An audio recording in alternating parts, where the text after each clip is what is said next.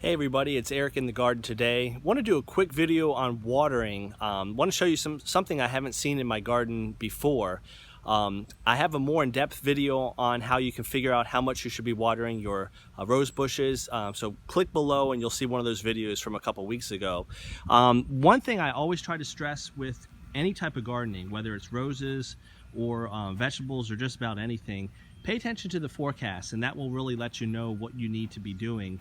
I pretty much beat back the spider mites that I had a couple weeks ago when we were hot and dry.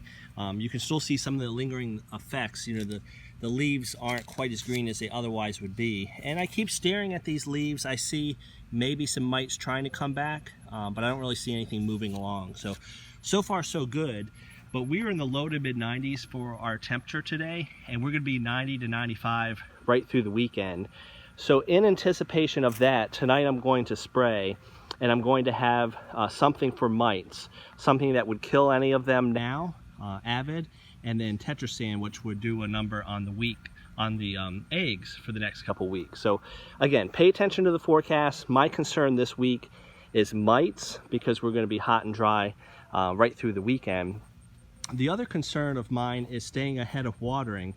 I've been so focused on weeding. I'm just about done. I've got 1, 2, 3, 4, 5, 6, 1, 2, 3, 4, 5, 6, 7, 8 rose beds. I had to do a count, and I'm down to the last 2. So I'm pretty much on the home stretch. And I was thinking about watering tonight. In the soil itself, one test is you feel down in the dirt, and this feels pretty dry to the touch. So it's time to water. I do have my drip irrigation set up, but I'm probably gonna do a hand watering tonight. But I look closer and look at what's happening to some of my rose bushes. Look at the very top of the bush itself. Notice how these buds are bent over, and you can really notice it more on this crystalline. I'll try to give a little shade, but you see how they kind of have a bent neck to them. Obviously these buds should be straight up and down, but they are flopped over. So I'm past the time I need to water. So I've never seen that in the garden before, other than maybe on my pots. You know, potted plants dry out pretty quickly, but this means I'm negligent in watering. So I got to get out there and do some watering ASAP.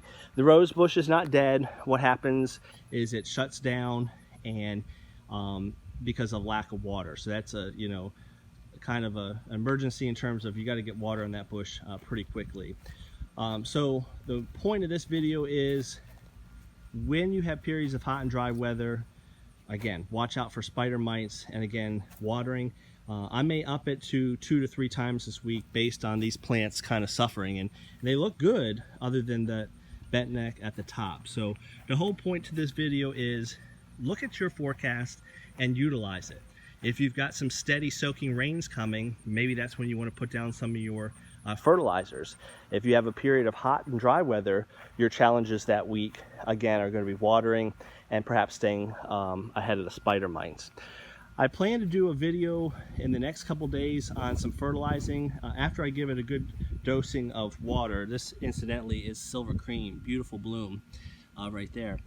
I am going to do a video on some of the fertilizing I do in the summer. I'm going to make something called an alfalfa tea. One thing for certain, before I even think about watering, I got to get some, or fertilizing, I got to get some water on these bushes.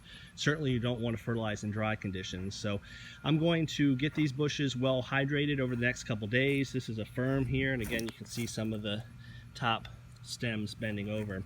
I'll get these well hydrated.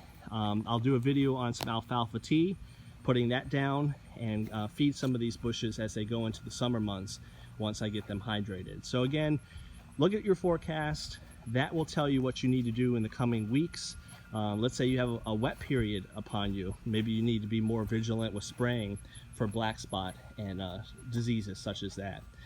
I'll last leave you on this. This is Veteran's Honor. Cannot recommend this red rose enough. It doesn't have a fragrance. However, in the middle of the heat, look at that perfect bloom. No fading in the sun or anything like that. And this bush was trimmed pretty heavy this spring, actually going back to last fall with our hurricane, and it's up over 5.5 feet now. So a nice healthy bush there. Comment below, what are you focusing in on your garden this week here in Eastern North Carolina? It's a heat. I know for some of you, you have too much water. Are you having to spray more often because you have fungal diseases or things like that? As always, I appreciate you subscribing to the channel. Please share it with other rose enthusiasts. We'll continue to make these videos here through the summer into the fall, documenting our rose garden here in Eastern North Carolina.